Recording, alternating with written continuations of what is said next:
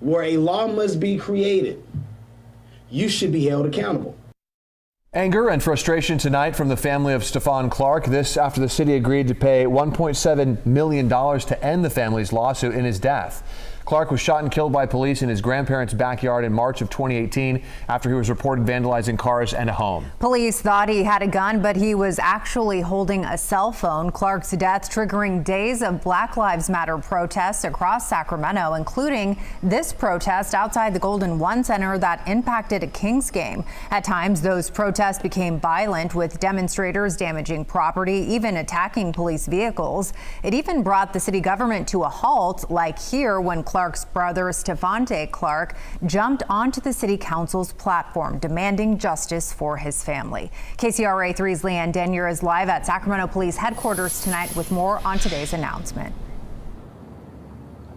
Well, despite news of the settlement being announced today, the brother of Stephon Clark says he still wants to see accountability from the police department. He says that he wants to see the officers involved fired and held accountable for their actions.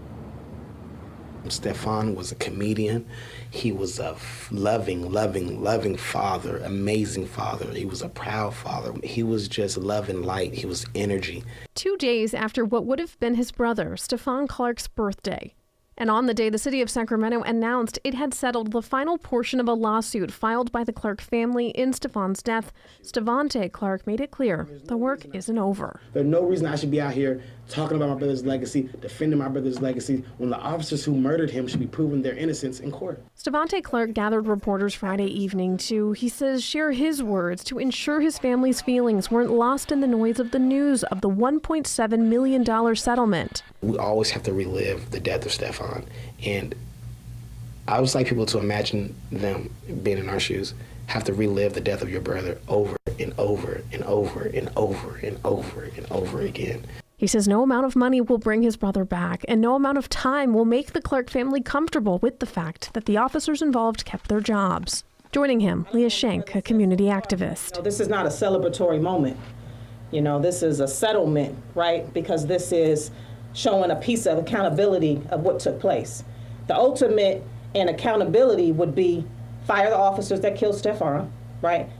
Charge the officers that killed Stephon, convict the officers that killed Stephon. That's the ultimate in what we want. While the settlement marks the end of legal action, the family will continue to call for accountability, honoring Stephon and serving families who know their pain. You have a family that has lost a lot, but takes that pain to try to help other families.